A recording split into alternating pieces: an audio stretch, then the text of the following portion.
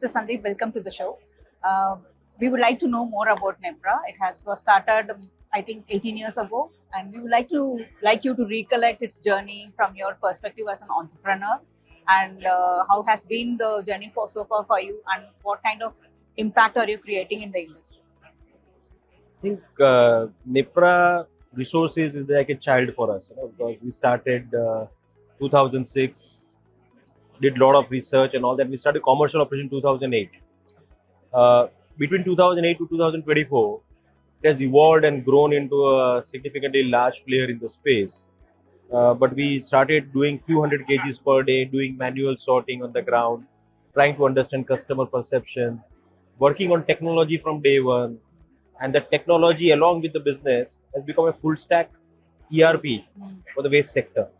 And we have imbibed every single process into that ERP, which allows us to scale our operations, manage operations in multiple cities, Ahmedabad, Indore, Pune, and Jammu and other cities as well. And we have built infrastructure which is, I think, one of the best in the country with respect to MRFs, with respect to recycled content of plastic. We are working with a lot of brand partners who believe that one of the best benchmarks which we have created really supports their objective here around sustainability and recycling.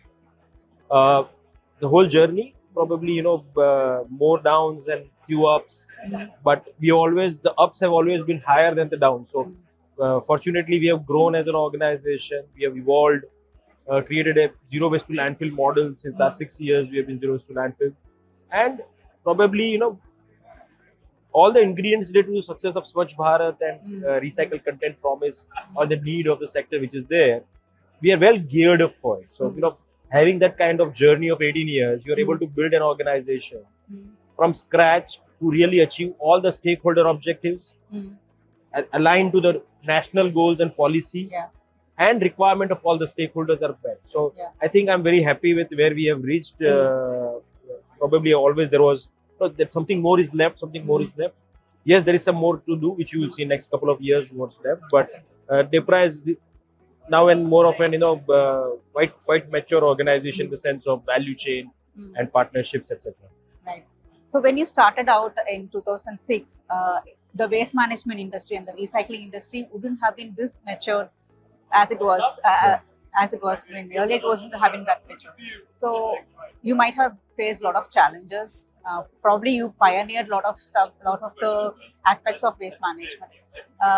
Can you recollect some of the challenges that you faced and the lessons you learned from them? So, as a person, I'm a person who always looks at positive of every worst of the situations. So between 2006 to almost 2017, 18, and even today, we come across challenges every day. But I always go to bed thinking that tomorrow morning you'll have a different solution, and the God's grace, when you wake up next morning, you have something which drives you to solve those problems. So effectively, what we are trying to do is every day we are working on solving the challenges, one day at a time, one step at a time. Right. And because time was on our side, right, between 2006 and 2024, we have solved many problems which people thought were not solvable. And the team, the people around me really, gave that courage to solve it. The culture which we build around the organization to really align to the communication goals, being transparent and communicating the right stuff, allowed us to focus on solving those problems. Right. That way, I think as an organization, we are very lucky. Okay. As a leader, I'm very lucky to have great people, and of course, we solved a lot of things around it. Right. You touched upon some of the values that you have stood by across the journey. Can you talk about some of the values that have defined your path? See, I think being truthful to each other as a relationship in organization and with our partners and all that has always helped. That we always shared those problems in true sense, and working together to solve it. Right? Many times, the problems in the sector cannot be solved by one stakeholder. You need to align the objectives of both the stakeholders. Tell that we are ready to make some sacrifice. Why don't you make some sacrifice? If we find the solution, you will be the first preferred partner. Yeah. Right? Building those trust around each other. It's a journey. Building partnerships is a journey. It doesn't happen overnight. There have been times when we have to tell them, if you don't work with us, we will be forced to do it on our own. But we would prefer to do it with you, right? Because when the problem needed to be solved, you had to do it. So we were very transparent about our intentions also. Right. with the stakeholders when we did it.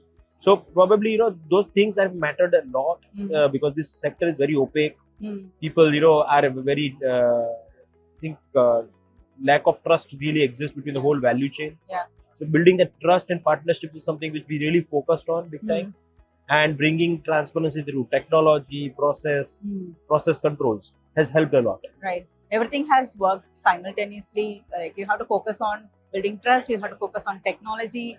I think it's a journey of any entrepreneur.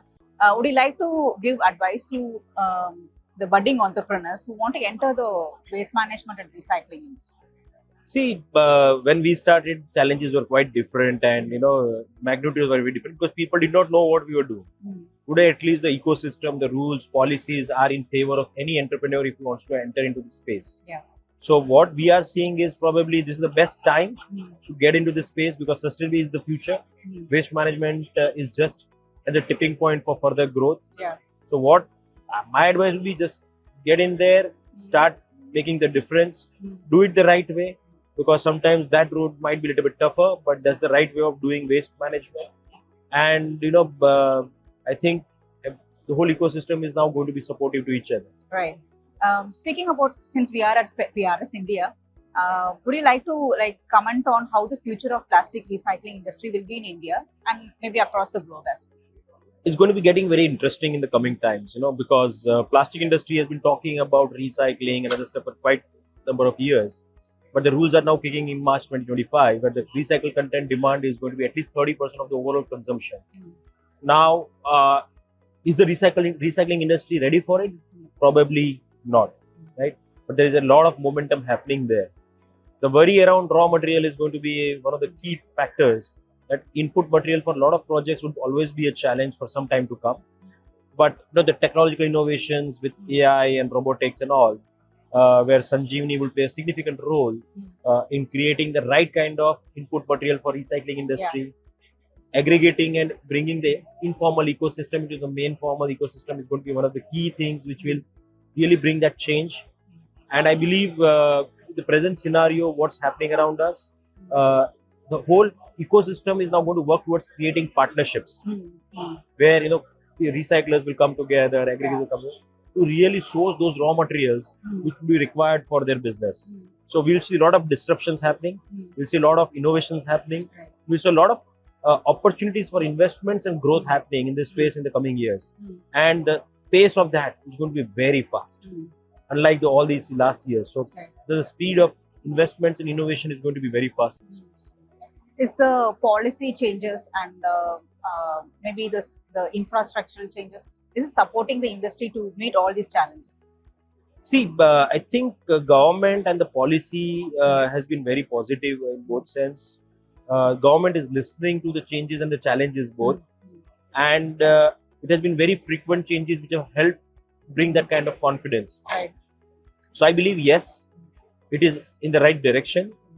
The present benchmarks gives an target to the industry to do certain things about it.